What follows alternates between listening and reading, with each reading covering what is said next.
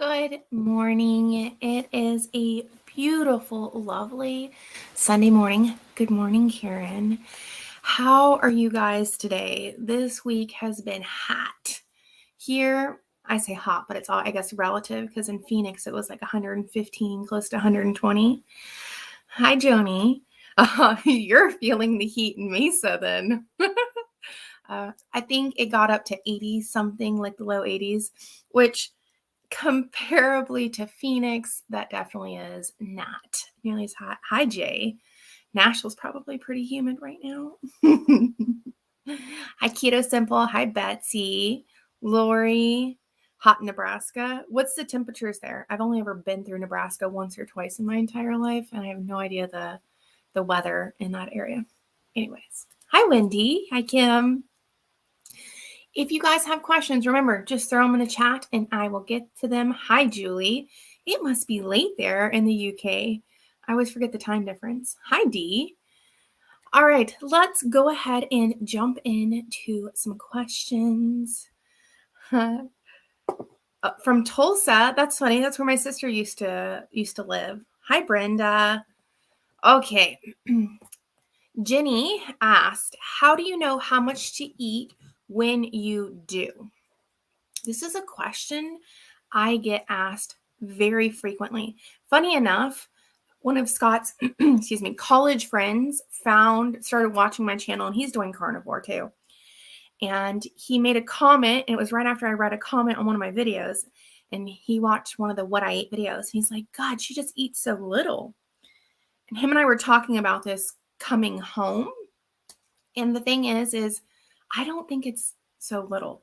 And the reason is I've spent, we're now 55 weeks, this whole time trying to hone in for myself what true hunger feels like. I used to always eat here. Like my brain said I was hungry, that meant to go eat. But honestly, 95% of the time it was a craving, or it was, I'm normally eating 3 times a day plus snacks. So my brain's like, you should go eat something. It's time to go eat.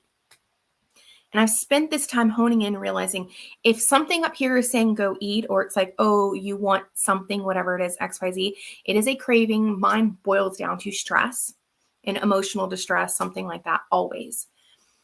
And that's how I know when to stop eating. It's like, okay, well, to start eating. Ignore this. It's from the stomach.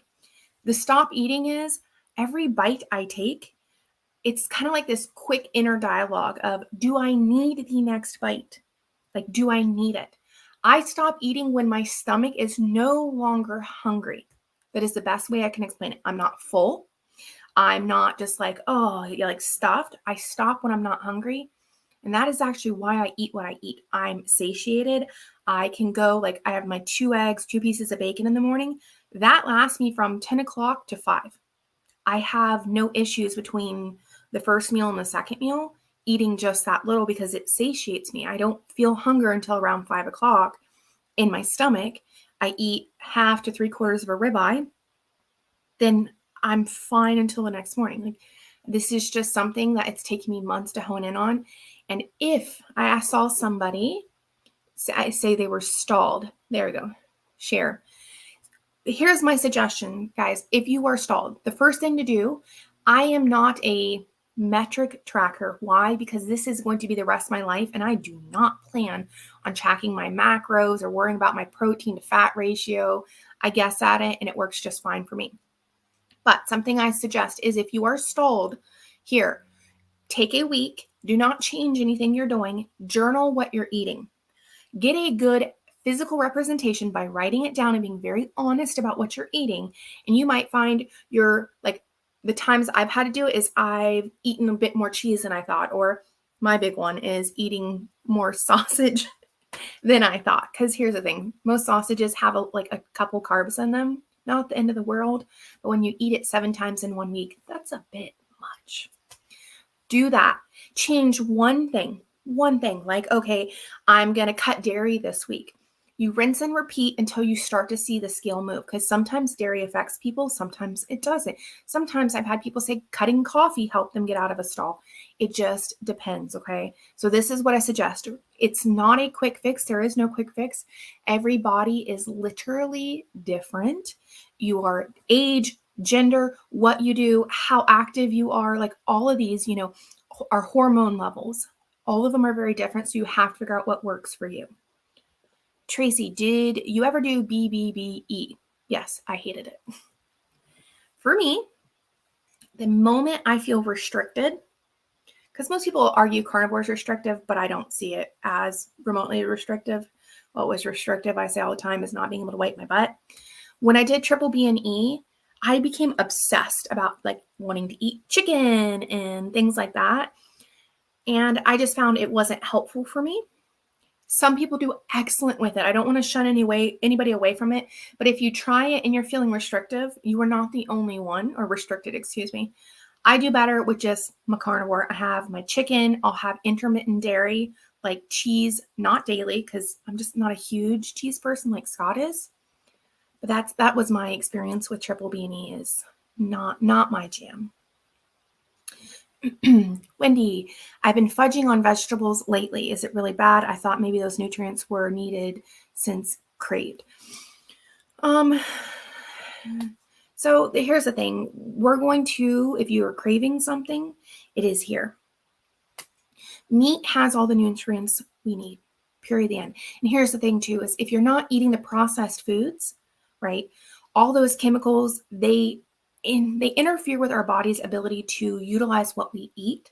So we need excessive amounts of like vitamin C and, all these other vitamins, because our body isn't able to functionally use them. They get tied up and misutilized because of the amount of chemicals we consume. Okay. So if you're eating some veggies, as long as they're not starchy, I wouldn't stress about it too much. There are plenty of people who do excellent on keto and ketovore. I aim for carnivore because of the autoimmune, and I want to cut as much inflammation out of my body as possible, because if you remember, vegetables have oxalates, which are inflammatory, but everybody's genetics is slightly different in what they can tolerate and what their body's been through. So that is, you just have to really pay attention. I would not suggest things like sweet potatoes and things like that, the more colorful like squashes, because they are higher in carbs, and it's going to bump you out of ketosis when you eat those. Lori, comfortably full. So for me, and this is my personal, comfortably full is too much. I literally stop at no longer hungry. Comfortably full is by the time that signal, because there's at least a 20-minute delay from the time the stretch receptors happen to when the brain says stop eating. Once I've hit comfortably full, then I've bypassed like where I need to stop eating. But everybody is different. You really have to hone in on what that sensation is for you. Stephanie, what is good to snack on? Beef jerky is good. The Carnivore Crisps are great. If you do cheese, high quality hard cheeses are good. However, I would strongly suggest, if you are further into carnivore, keto, low carb eating, not snacking. If you're a few months in and you're having to snack, you are not eating enough at your meals, or you're not having enough fat.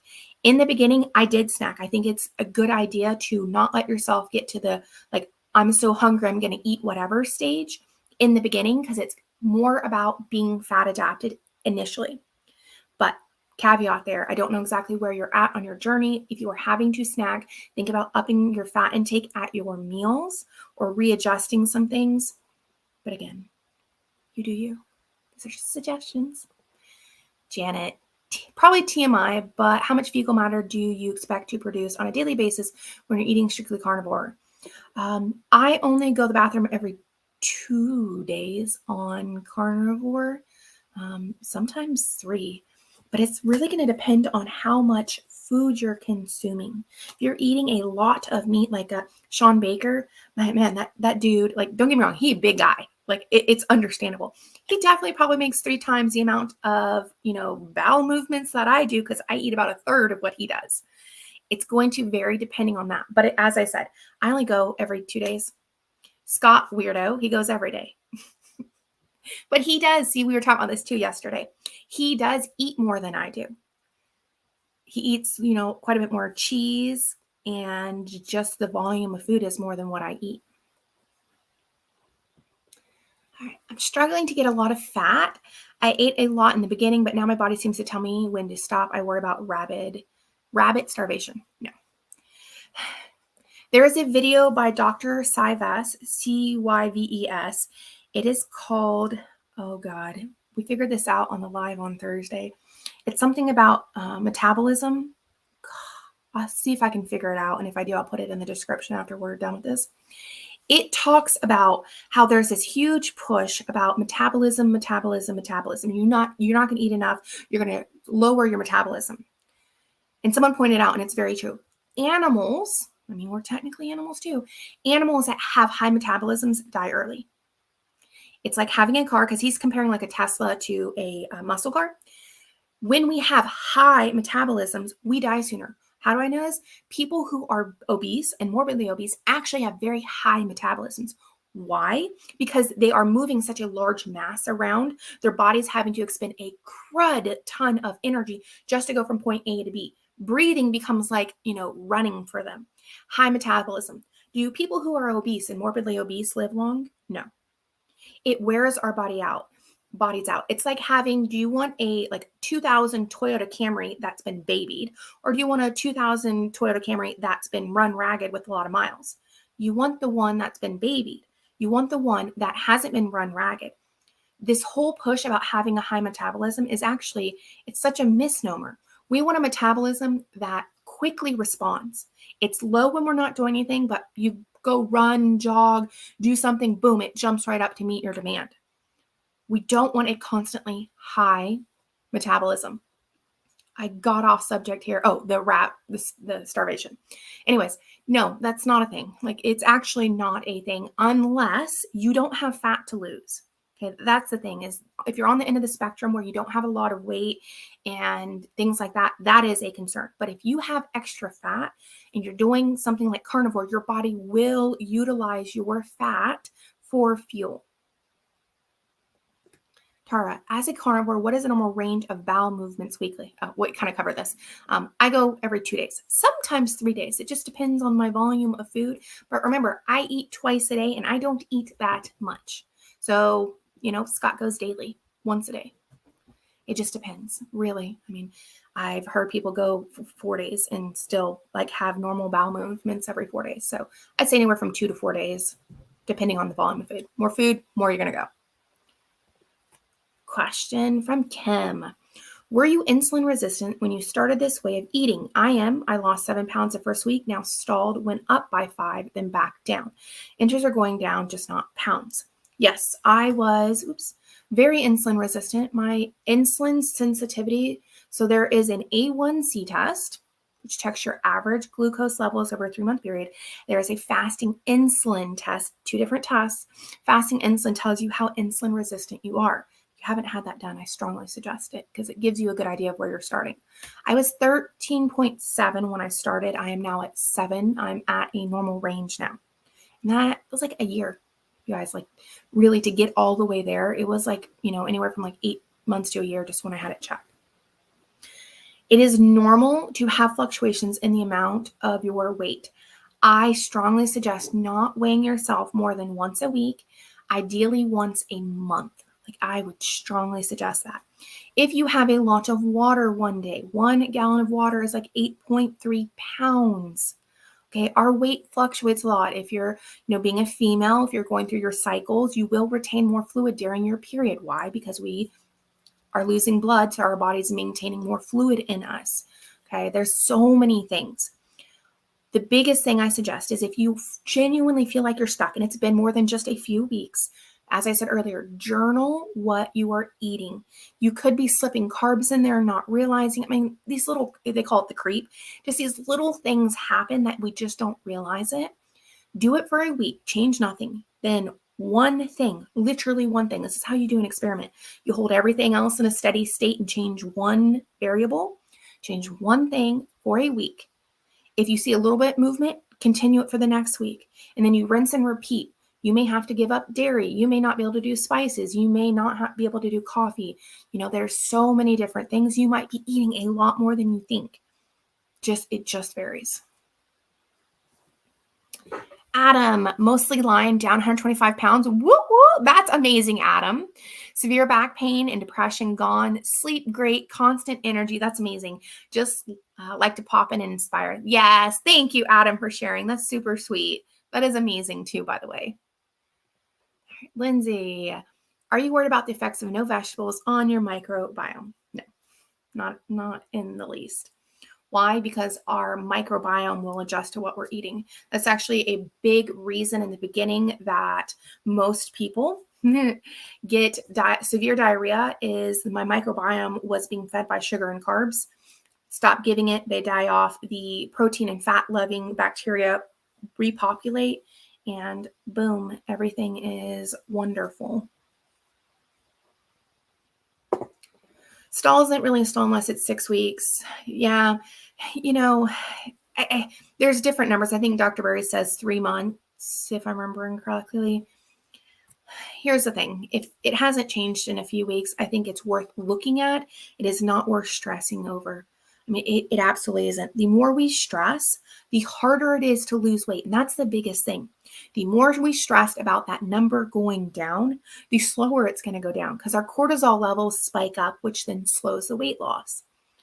It's like trying to push a round peg through a square hole. I like use that analogy all the time because if you've tried that, it just gets stuck. The harder you push, the more stuck it gets, and then you just get frustrated and want to quit. Slow it down. I was thinking about this earlier. I get comments frequently about people like someone is like, it was some video. Don't ask me which one. It was a short, and they're like, yeah, but you're still fat. And it's like, duh. But here's the thing. That number, yes, it has a value in the sense of it lets me know I'm heading the right direction. However, people don't ever ask me like, are you healthy or this or that? They always focus, well, not everybody, but a lot of people focus on how much do you weigh now? How much do you weigh? Does it matter? As long as one, I'm heading in a downward trend, but two, I've reversed diabetes. Like I don't have to use a walker. I can hike 8 miles. Like these are the things to focus on, less on the number. I know it's very hard not to because I did in the beginning. It can be very hard to let it go. But that number, if I was 120 pounds right now, but I still had all the ailments and the sicknesses I did when I started this, would I be healthy? Would that number matter in any way, shape? No, because I would still be a diabetic with fatty liver and all these other, unhealthy disease processes going on. The number does not really matter. I'll get off my soapbox. Let's see. Tracy, binged over the last 2 weeks on vacation, thought I'd do BBB and E, couple weeks to get back on track and get the toxins out. Try it. Hey, if you do good with it, there are plenty of people that do it. Myself, that I've been in the past a binge eater, it just made me feel restrictive. And then my brain obsessed about food. And I hate that. I just hate that feeling about thinking about food more than when it's mealtime. Brenda, trying to understand the difference of what keto, ketovore, and of course carnivore is. Hope I asked clearly. I actually did a video Friday that answers this, but I'll go over it again. Keto is eating a net of 20 carbs or less a day. That can include things like berries and stuff like that. So some fruit and a bit more starchy veggies. You just aim for 20 or less. Okay. Ketovore is doing mostly carnivore with a few low carb vegetables thrown in throughout the week. Carnivore is meat based. Boom. So I do carnivore. I consider it a modified carnivore because I eat meat, dairy, my 1 cup of coffee, and I do spices. That's all I do. Okay. Ketovore would be like 95%, 90% meat with, as I said, a handful of veggies thrown in there. Keto, gives you a little bit more wiggle room. You have to decide what works for you. Keto was not good for me because I did all the keto snacks and like just all these like, I'm going to make a keto pizza. Those things didn't work for me because it just reminded me of an actual pizza. And I will be honest, a keto pizza does not taste as good as a regular pizza. Not gonna lie. So then it just made me want the actual thing. Carnivore, it's, whole meats like ground beef, steak, chicken, whatever, pork, bacon, sausage, you name it. I'm not trying to replicate old meals so then I don't actually end up missing them.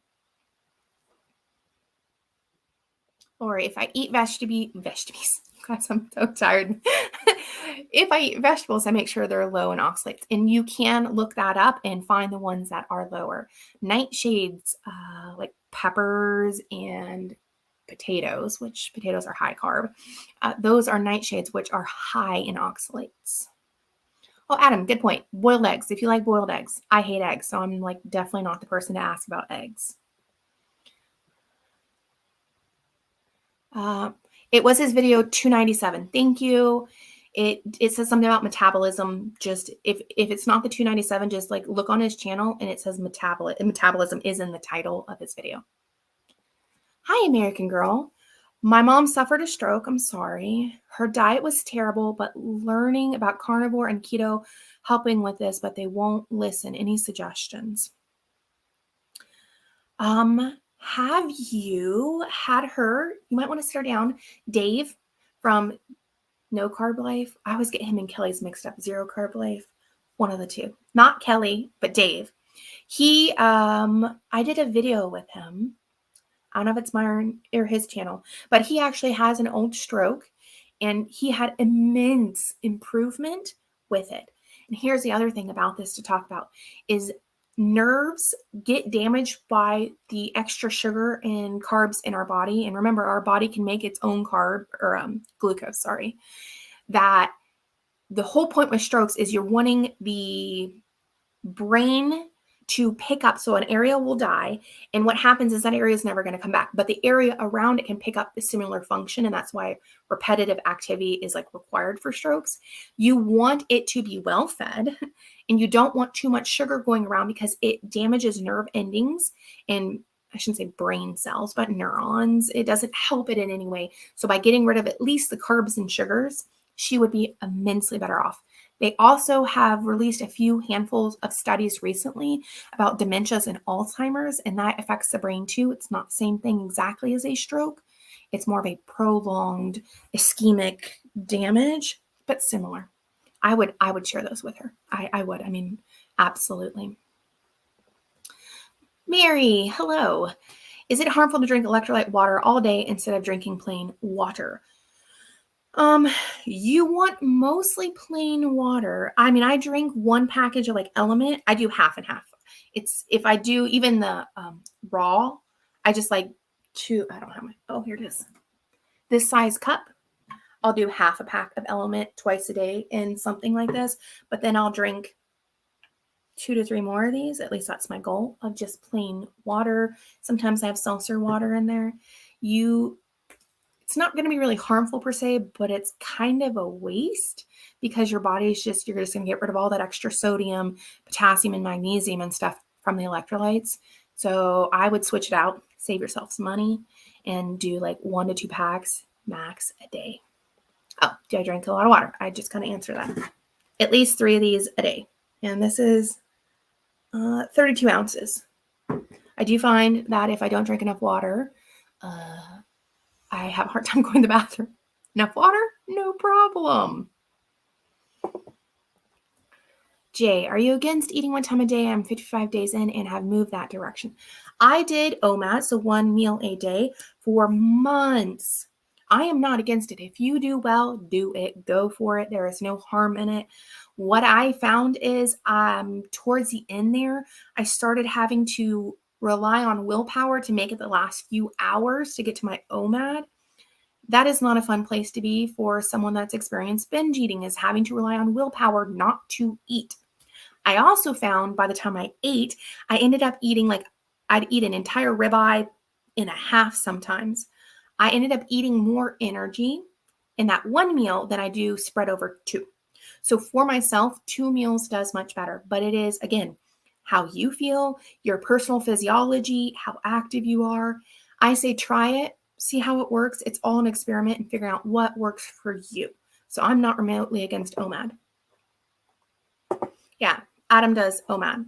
It just figure out exactly what works for you. What are your thoughts on coffee? I can't seem to give it up. I only put butter in it. This is my opinion. If you like it and you don't feel bad from it, who cares? Coffee. There are people who will swear that they feel 1,000 times better. My suggestion, try 30 days without it. If you can. I've done 30 days. I noticed no difference. But I also only have 1 cup and maybe 3 or 4 times a month, I'll have a second one, honestly. I do 1 cup a day, and that's it, with some heavy cream. If it is not negatively impacting you, why worry about it? Like, even if it's impacting you negatively this much, if you're doing everything else, eating better, why worry about this? It's just adding stress. And I imagine the stress is actually more harmful to you versus the coffee. That's Amanda's take on that. Grace, is blood type at all taken into consideration when doing carnivore? No. I am not remotely a proponent believing in the blood type diet. I know, I forgot the person's name that wrote the start of the blood diet book. I am type O. My husband is A plus, A positive. He does just as good as I do. There's literally, my brother-in-law is B. I think his blood type's B. He does excellent on carnivore. It literally has nothing to do with anything about anything. Okay. It's just, that's my opinion. Take it or leave it. When did you switch from the OMAD on carnivore diet?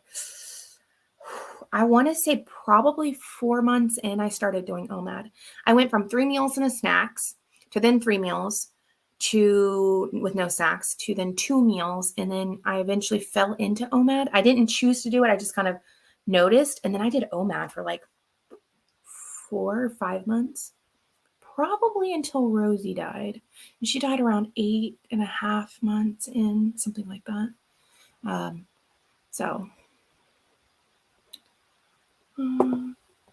I think measurements are more important than pounds. As muscle, yeah. I mean, the number, as I said, if I was 120 pounds but still diabetic, fatty liver, would it matter that I weighed 120 pounds? No. It literally, I do understand being 360 pounds, it does have an impact. The number, it does have some importance in it. But if I'm 360 or, 354, is there a big difference? So that's why it's it's so hard to let go, but let go of the number. Use it as okay, I'm heading in the right direction. And that's why I think once a month is just the best idea, because it removes the stress of oh, I had a bad meal this week. Am I going to be up at the end of the week? Well, over a month period, it averages out, so it won't actually make a difference. Tara, how much water do you generally drink daily? Probably at least 100 ounces. That would be close to what I drink. Remember to eat crabfish, fish, seafood. Yeah. Because I don't eat tons of seafood, I'm not a huge fish person. I do love crab and lobster, but it's pricey. I take Locals 2% iodine drops. I put it into my coffee every morning because I do not use table salt that has the iodized table salt, because they have anti-caking agents in there. And funny enough, it's not really funny, it's sad. A lot of the anti-caking agents they use are banned in Europe, but they're used in the US. I've gone down this rabbit hole of looking up the different chemicals that the US allows versus the Europe and just those areas. There are so many more chemicals the US says it's okay. Was it aspartame? What was it? I don't remember. I posted it, I think, on Twitter, that the FDA said that there was no carcinogenic link. I think it was aspartame. There was no carcinogenic link when the EU banned it. I just was thinking about this. It's how can that be? To ban something, it has to be pretty dang solid proof it's banned. But here the FDA is nah. They Jimmy rigged their results. So my suggestion, don't use aspartame. Have you done any prolonged fasting? Yes, I actually did a 50-hour fast earlier this week just because I felt bad from eating the crap I ate on Monday of my falling on my face for meal. I have done 3-day fasts, 2-day fasts. They can be helpful, and I do intermittent fasting because I've narrowed my eating window to some degree. My feeling on fasting. If you are a binge eater or you experience eating disorder of some kind, fasting, I find, it's difficult. it puts you in the mindset you are having to rely on willpower. Willpower will always give out. It is a muscle that fatigues, and if you're using it in a narrow window, it will fatigue and it puts you at risk for having a binge. So that is my take on it. I do use it sometimes if I experience meat aversion. I will just skip eating until that steak looks tasty. That are the times I use it. I do not use it to speed my weight loss up. Because again, this is a lifestyle for me. This isn't get as quickly as I can to 140 or 150 pounds. And I don't want to make this all about focusing on just, I have to get that number down. I have to get that number down.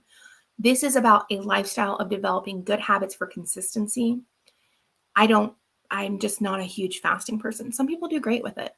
That's just not me. Hi, Connie. Hi, Red. Sorry, we've had no rain here and it's been extremely dusty. I actually have to wash my legs off every time we come back from the dog's morning mile. And the dust is just killing my allergies because it's really bad here, surprisingly, because we live, in Washington State. Lindsay, are you in contact with Carrie? He's helped a lot of people as you are. So important. I did an interview with Carrie. I actually have it on his channel. Probably 2 weeks ago, something Carrie and I talked. And he talked to me about being in the documentary, the carnivore documentary that he's working on. So there's that. Carrie's super sweet. Master Chef.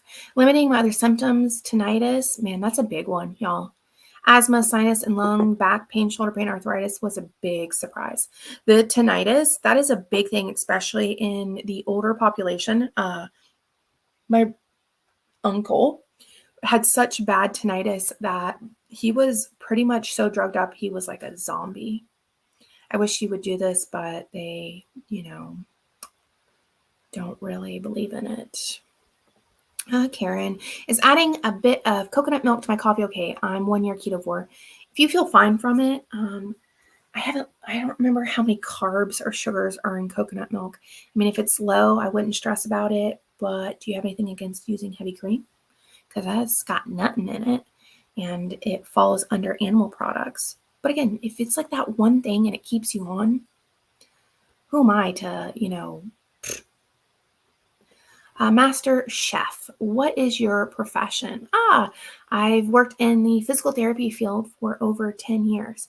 Well, technically, I guess I can't really say that anymore because when we moved up here, I did not renew my license in the state of Washington because Medicare, and this is not to start any arguments with people because you know what, you do you, but Medicare requires you be vaccinated, the COVID vaccine, and I did not want to do it, and they will not reimburse clinicians that are not vaccinated. So anyways, but yes, I mean, I've worked in hospitals and skilled nursings and stuff like that. Tara, how long did it take you to get to the regular BM? 5, I had diarrhea really bad for 5 weeks. And so I'd say like 6-ish weeks to get normal. The constipation I will experience if I do not have enough fat or water. I can tell you that still a year on. If I get really busy, like yesterday, I had 2 seltzer water and I got home and like chugged half a gallon of water. I'll have issues with it. So just drink enough water, eat enough fat, and things smooth out. And see weight loss after starting carnivore. My first month, I lost like 25, 30 pounds-ish. But here's the thing. It was 14 pounds the first 3 weeks. Actually, I think I'm remembering it wrong.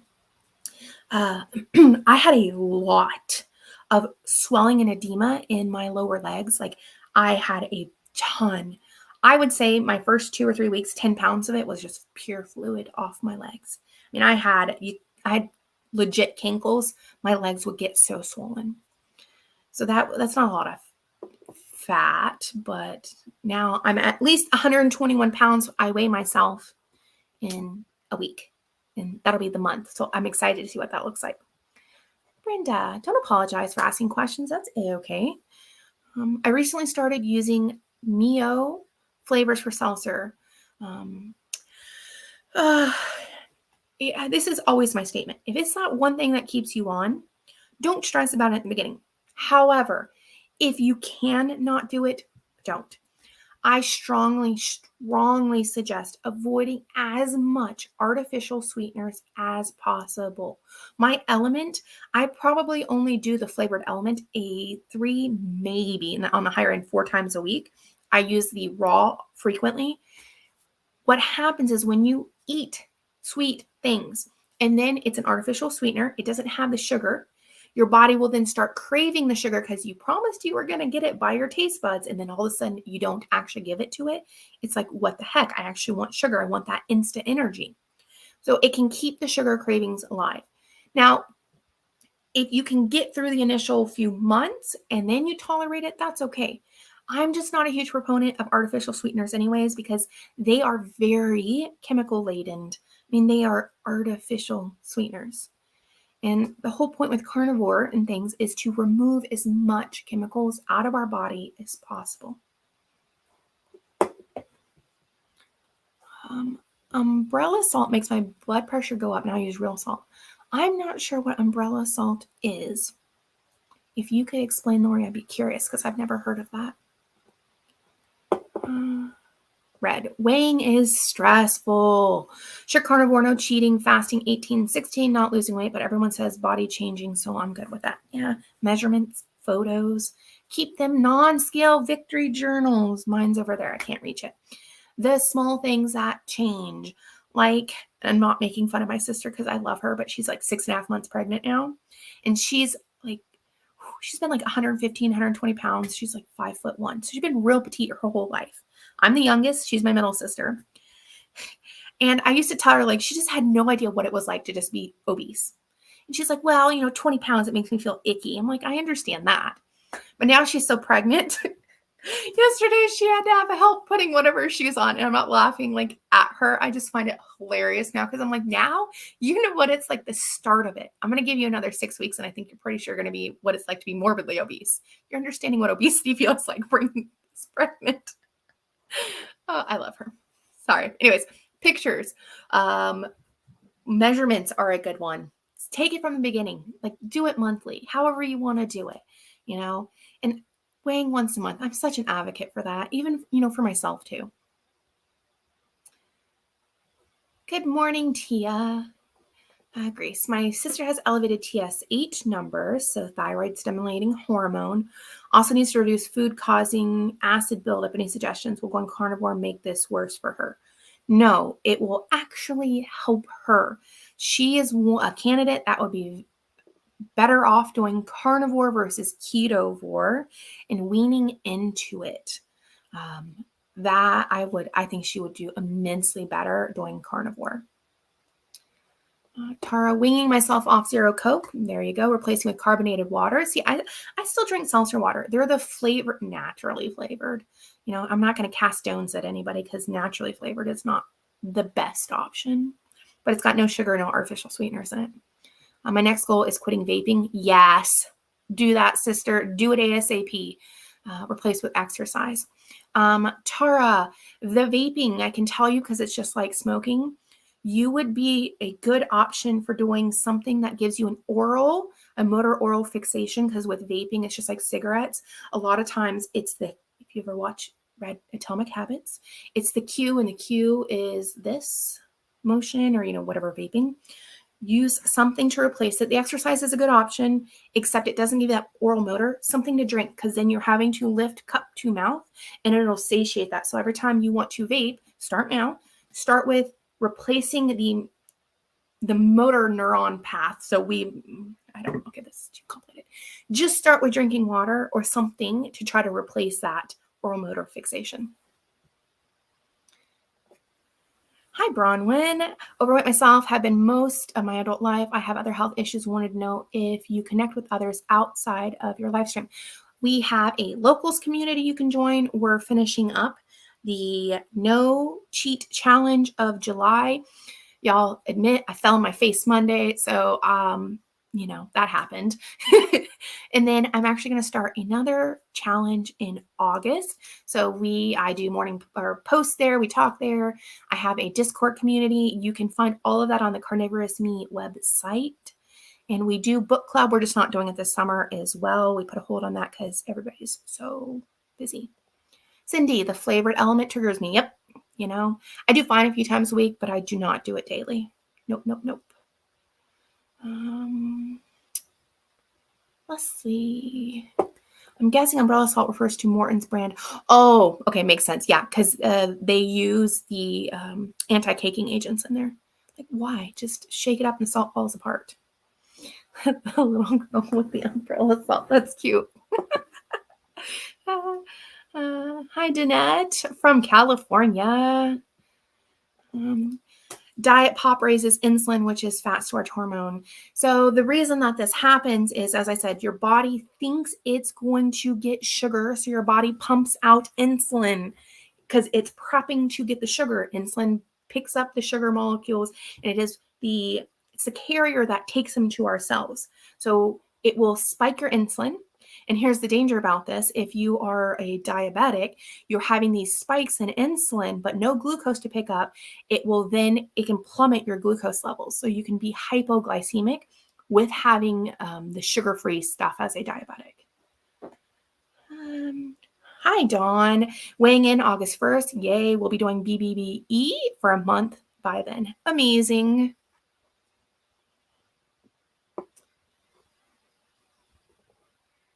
Weighing myself tomorrow, day 14. Sweet. Peachy. I keep yo-yoing with carnivore. I can't stay focused. Any advice? I'm going to just scoot you guys back for a second so I can reach this. My biggest piece of advice, go to the bookstore today and pick this book up. Okay. This book, I always suggested initially reading Jordan Peterson's 12 Rules. I know this can be controversial because it's Jordan Peterson, but this book is not political. I just want to stress that, you guys. If you can just erase his name out of it, if he offends you in some way, the book is life-changing. However, I have found, because I'm actually reading this the second or third time now, this book helps more than anything with that yo-yo mentality of how do you actually change a habit. This book helps with understanding your triggers, why we do what we do, things. But I strongly suggest reading. This is by James Clear. One day I'm going to convince him to do a stream with me because I freaking love this book. Read this book. Literally go to the store today, buy this book. It is how we change our habits. And that's what changing our eating is changing our habits, right? I've spent my entire adult life, 20 years, eating or reaching for food to comfort myself. But the whole point of doing all of this is to change that I don't reach for food for emotional support anymore. So can't stress this enough. Any of you struggling, changing your habits, struggling being consistent, honestly, even if you're not doing carnivore, this book is amazing at helping improve habits. It's called Habit Stacking. He talks about different things in here. Scott and I have been terribly inconsistent about going to the gym. Well, we did a habit stack where normally the first thing we do when we wake up in the morning is do our morning mile walking all the girls. But instead, because as the day continues, I find so many excuses of why not to go to the gym. The first thing we do now in the mornings, go to the gym. I have zero excuses. And then right after we come home and walk the dogs. My morning mile is like a sacred ritual that we've developed. I love it. So I do the thing I don't really want to do, and then I pair it with the thing I want to do. So to get what I want, I have to do what I don't want first. Okay. So these are the things they talk about of pairing things, getting in better habits. How do you stop yo-yoing? Like the tools and the understanding is in that book. Read it. And if you don't want to read it, I'm on chapter 4. I'm doing a weekly chapter review. And I think I just did chapter 4 and 5 this past week. I will be doing chapter 6 and maybe 7 this upcoming week. I'm going through each of them. But the book has more information than what I can squeeze in 10 minutes. So it's definitely worth it. Alta, BBB&E is eating only beef, butter, bacon, and eggs. It's good for people who really need that good structure.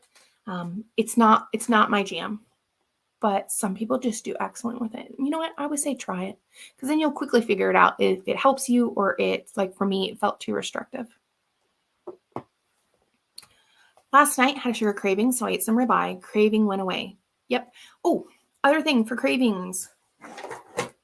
I never have any of my stuff handy. Oh, I do this time. Cravings. I made this little bag. It's super cute. Redmond's. It's in the description. Well, it'll be in the description once it's over with, but it's in all my video descriptions. They have salt crystals they sell. This thing works extra well because I made a bag so I can carry it in my purse and so I don't get like, dog hair on it. You literally suck on it, drink a little water a few times. You'll know quite quickly when you're done sucking on it because it just gets way too salty. Cuts the cravings almost instantly for me. I love these things. And it's like, don't quote me, but I think it's like $9 and you get a bag of salt rocks that's going to last you at least a couple years. So it's cheap, simple, portable, craving option. Voice change, man, deep voice change mod. No idea what that means. Voice change, man, deep voice change mod. No idea. Let's see. Just had to share, since 2/15/23, I've lost 24 pounds. Congrats. Vision improved, inflammation reduced, got feeling back below my GB surgery scar. Gastric bypass, I'm assuming. Riding my bike again. Yes! Feeling really good again. I'm 63. The bike riding, that's my favorite part about that, is being able to go and do these things, to be about life. Like, that is what's so amazing about this. Getting to live life again. This is what like moves me the most is, please, you guys, if you're having, well, even if you're having a hard time, share that. But tell me, share with me what is going on. Like, what are you guys able to do now that you weren't able to do before? Like, I want to hear that. That's the stuff that makes me cry. All right. Yeah. Huzzah, Shell. Oh, I just said Shelly. I'm probably saying it wrong. I'm terrible with names, y'all. Downloaded. There you go. Free on Amazon. It's just super duper de good. Oh, gallbladder surgery. My bad. Bought the salt crystals. I do. They work so well, you guys. They really do work so well. Okay, Edith asked, can I overeat meat? You can overeat anything. I mean, that's just the reality of it, is we can definitely overeat anything. And I've seen, just through my time of doing this, there's been a lot of, and this is not throwing shade on anyone, okay? This is just Amanda's hot take. Throughout the year, in something that I've been doing this, I've seen a lot of trends. We got the butter, the sardine fast, the various different things. Scott and I were talking about this yesterday too. I hate trends. I hate trends like that because it makes it about, you need to do this so you can lose weight quicker. Like, it turns it into, you're going to be happy once you get to that 150 pounds or whatever. But the point of it is that's chasing a carrot. That's like having a carrot attached to a stick attached to your back. You're always going to be chasing happiness. But the thing is happiness is now. It's like right now. Don't chase the happiness, because I can promise you, if I got to 150 pounds, that's what I was like, my happiness was going to, I wouldn't be happy. I'd find something else, like, oh, my nose or my ears or, whatever it is. I'd find something else to be unhappy about. So the 150 pounds would not make me happy. And I hate these trends, because to me, this is a lifestyle. It is about being consistent and throwing in the butter fast, the sardine fast, these kinds of things. It doesn't help people. The point of my entire channel is to show that this is doable for the rest of ever. It doesn't mean I'm going to be perfect. I know I'm not going to be perfect, but at least 95 to 98% of my diet's going to be carnivore, and that I can sustain this mentally and physically for the rest of ever. You will never see me do a sardine fast or a butter fast or anything like that, because the average person isn't going to do that. I'm not for this stuff, and I'm sorry if you guys, some of you enjoy doing it and want to. I'm not shading you at all. However, I'm not a proponent remotely for propagating this stuff, because it is about consistency. That is literally what it is all about. get off. Hi, Chris. I'm going to get off my soapbox for like the 8th time. Andrea, what's the fabric made of? It is a canvas cotton. I'm all about cotton. Just went horseback riding Friday. Oh my gosh, with your granddaughters. I bet that was amazing. Now I'm curious, Sue, how long has it been since you've been able to do that? Jay, I'm finding it so hard to do carnivore as I live with my daughter and son-in-law. We don't eat the same meals, but having their snacks, etc. in the house is dreadful for my willpower. Have you considered, just depending, if you can relegate to certain cabinets their junk stuff? So then you don't ever actually have to open those cabinets and see it. Like if they have bread on the counter, I mean, just have a conversation. Like, I'm trying to do this to be healthier. Would you be willing that we just put these things, in this certain area and keep them there? So it's not making me rely on my willpower. Out of sight, out of mind. If there's stuff in the refrigerator, I had one of the ladies in book club. She said that her husband ate bread still. She just took a hand towel, covered the bread up with a hand towel in the refrigerator just so she didn't have to look at it. There's little workarounds that you can do, and try things like that. Just try to get them visually out of sight, because I won't crave anything that I don't see. That's me, but if you see it, it just instantly starts that sugar, I want to eat this craving kind of thing, and try that. And if you can have like a cabinet for yourself of only the stuff that you use, so you only ever go to that cabinet, I promise it'll help more than you can ever imagine. Rita, I got the Salt Rocks. Love, love, love them. Had to buy a 20-pack of little jute bags to keep them in my house. I've got I made some for Scott too. My computer desk, his computer desk. I'm up in the reading room right now. I've got some in my purse. I've just got them everywhere. Probably should just leave them in the car because I'm real bad about not taking my purse places, because Scott is my purse with his wallet. So I rarely take my purse with me. Dawn, able to walk further in parking. Oh, that's amazing. Then small group. Oh, that's amazing. Just the small things, like people just poo-poo these, or just they don't put enough credence into them, but I'm super proud of you because that's amazing. The small things are what make the big things. Small group, back to the car this morning. Migraines are gone. Yes. Migraines, if you've never had one, it's like getting hit with a Mack truck in your face. It's terrible. Lessening inflammation and bloating. I'm so glad. I'm so glad for you. That sounds like just so much more pleasant. Mastering fibromyalgia. I agree about the trends. I really get bothered by them. Yeah, it is focusing on trying to push that round peg through the square hole faster. And that's the mindset that leads to yo-yo dieting. And I think that's why I get so frustrated with them, is because it's like, lose it fast, lose it quick. And like these comments, people are like, you're still fat, or, these things. It's like, yes, I am still fat. Like, I'm not going to disagree with you. Yes, I still have 90-ish pounds to go. But worrying about going faster just because someone's expectations, or even my own, not good. Right. My mom has her own cabinet and fridge, yep. Out of sight, out of mind, y'all. Like, it's huge, huge thing. Remember, if you're new, if you have questions, just throw them in there and I will get to them. Out of sight, yep, son and daughter helping by keeping their stuff away. If you just have this conversation and sit down with your family, like having this conversation, just being like, look, I need this little bit of help, just not seeing it. I'm telling you, I think 99% of people are going to be agreeable. It's not like you're asking them not to do it or asking them to completely change their diet. It's just like this small little thing. Like, let's just rearrange it a little bit so it helps me. And who doesn't want to help their family feel better? Last time I was riding 7 years. You're going to make me cry. 70 pounds heavier. Took me a week to recover. It was only a little sore. That's amazing. Sorry. I'm going to cry. That's so sweet. If you guys are having any kind of changes, share them. These are the stuff. Like, I'm sitting here, I sit there, you wouldn't believe it, but I literally sit there and cry doing comments. And then of course I have to share them with Scott and make Scott cry. Go-to is salted butter. Yeah, some people just love slicing off a little bit of butter and boom.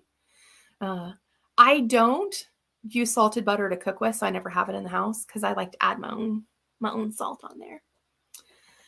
Bella, thank you, Bella. That's so sweet of you.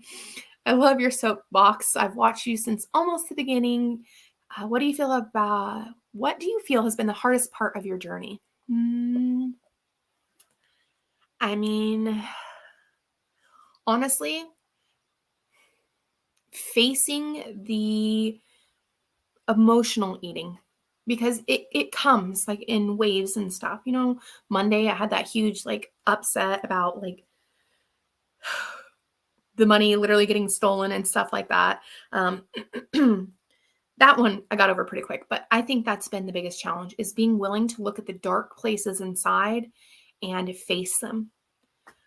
We spend our whole lives afraid of past events, or for me, not wanting to just feel the emotions because they just felt overwhelming. And so just shoving them in a box constantly. That's been the hardest thing, is being willing to look into that box and face them.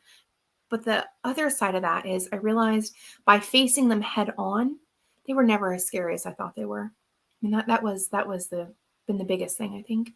And the second biggest thing, I'm gonna mention this for the rest of my life, because there's Rosie, was Rosie dying. But the first thing is dealing with the emotional part of it. Ketovore tried the cottage cheese chips, about fainted. Yes, okay. So one of the ladies at the meetup brought some. Oh, they were so good. I actually have cottage cheese down there and ordered the silicone mats. I'll have to do it and make a video of it. She did hers in the microwave. But y'all, like, it's literally, you take a scoop of the highest fat cottage cheese you can get, plop it on like egg size onto a silicone mat. She said parchment paper didn't work. And she did hers in the microwave. I'm going to do mine in the oven. And like they get down like literally a cracker. Like they're like that thick. She put everything, bagel on some. She did chives and salt on some others. They were like crackers. They were so good. Oh, delicious. After changing my diet, I looked at my cat food. It's just as bad as junk food. It is. It's all about money, money, money, getting as much, squeezing as much out and putting as much filler in. Things, I mean, they do it with human food. Is it McCormick? I think it's McCormick. At Costco, they have a taco seasoning.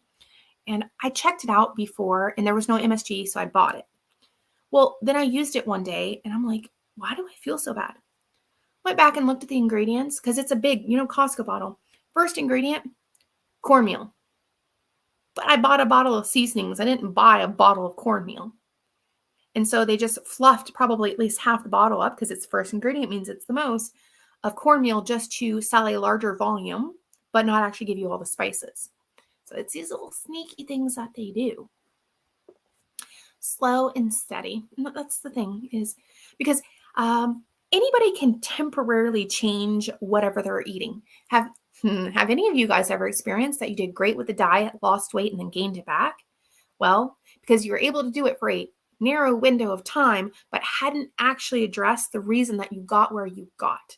And that's why the slow and consistency is vital, because it makes you, as you go along your journey, face, how did I get to 360 pounds? Because if you don't address it, you'll go back the way you were eating and gain it back. And it's that yo-yoing.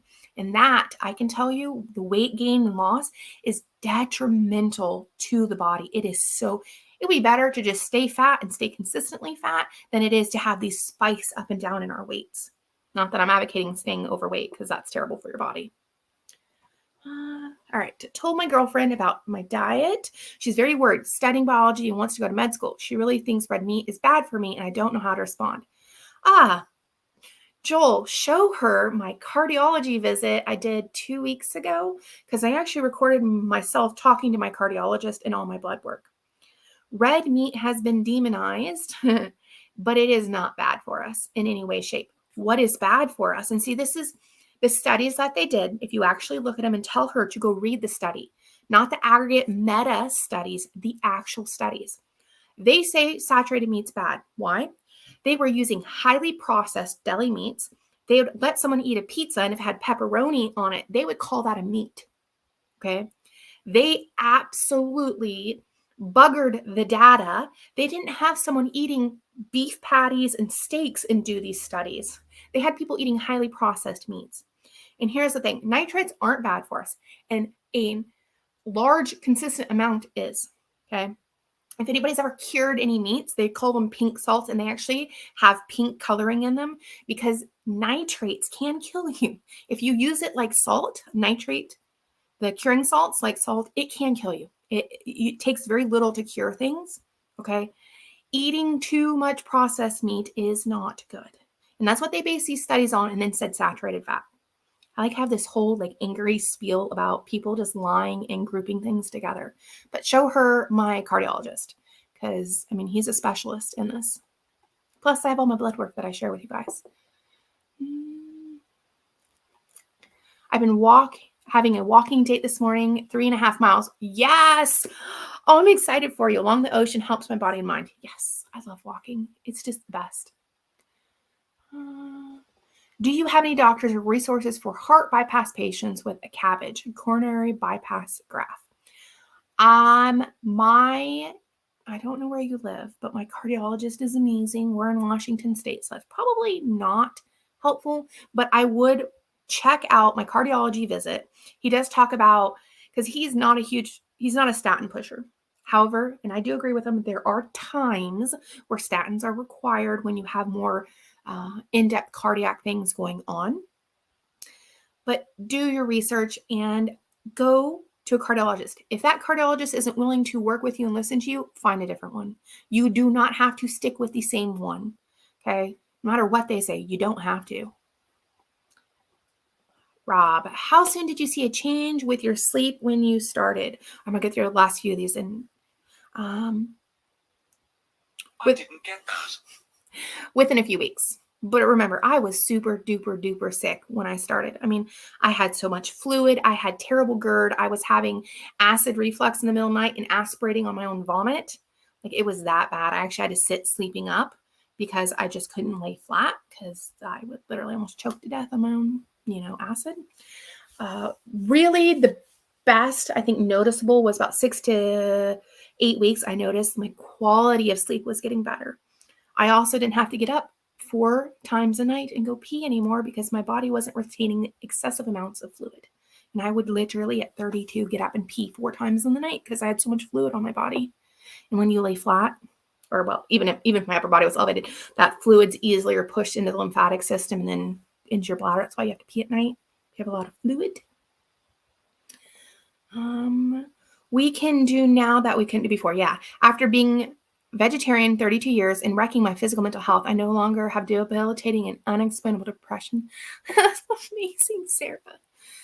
I have been in that pit of despair, of depression, and sometimes you just don't even know. It's like this cloud that you don't even know how or when it got there.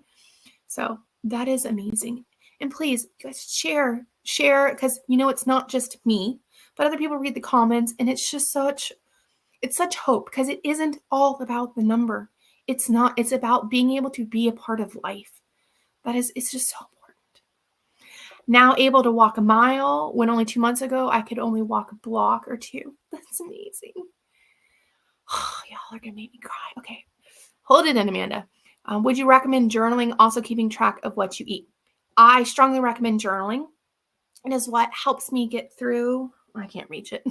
My arms aren't long enough. It's what helps me get through the emotional bouts that I have. Like, I want to eat bad. I journal with that. Keeping track of what you eat. When you're stalled, I suggest it. If you're in the beginning trying to understand like food intake and stuff, helpful. Other than that, I don't suggest it, because to me, we have survived as a human species up to this point without technology, counting our macros, tracking what we ate. We survived and we're healthy until like the past 100-ish years. If you are a tracker, that's okay. I'm not going to shame you, but my goal in life is to make my brain think the least amount of food, or think the least amount about food, and tracking it requires me to think more than I'm willing to about food. Okay. Any other questions? Okay. Lady, has anyone changed their soap, laundry detergent with Carnivore? I use, I can't remember the brand. Earthling Co. I think it's called Earthling Co.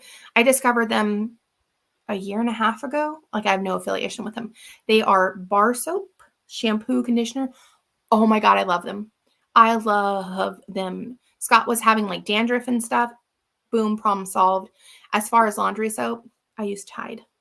I've used it forever and it gets my grease stains out the best compared to anything else. Any other questions? Looking. Scott's down there waiting on me. How important is iodine and what is its benefit? Iodine is required by every single cell in our body. There's a video I did with Dr. Barry a few months ago, and we actually talk about it. You must have iodine for your body to function. If you are not eating seafood and you're not eating iodized salt, I don't eat seafood that often just because it's expensive, and I don't like fish, to be frank. And you're not eating enough, you need iodine some other way. And so I do 2 drops of Lugol's 2% iodine. It is enough that I get what my thyroid needs. It pretty much is what is the basis required for our thyroid to function. And our thyroid is what controls our metabolic function in our body. That's a light version of it, but pretty much that's it.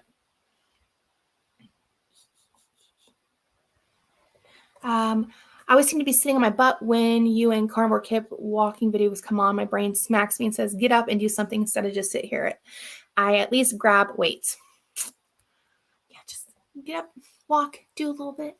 Anyways, I appreciate all of you so very much. Remember, if you have questions, you can always chuck them in the comments. I do my darndest to get to them. If not, I will be here every Sunday at 9 a.m. Pacific. Last thing, if any of you guys are in the Seattle area, this upcoming Saturday, we are doing a meetup. We're going to walk at Marymore Park, and then we're going to have Fogo de Chao. I'm probably saying it wrong, but Fogo de Chao, the Brazilian steakhouse afterwards. Scott's never eaten there, so I'm excited to take him to a Brazilian steakhouse. You can sign up on the Carnivorous Me website. You can come to one, both, whatever you want to do, but it gets you local people in your community you can hang out with. And, Scott and I, some of the people, we've taken paddleboarding and stuff. So come join us. I appreciate you. Have a good Sunday, and I will talk to you guys soon. Bye.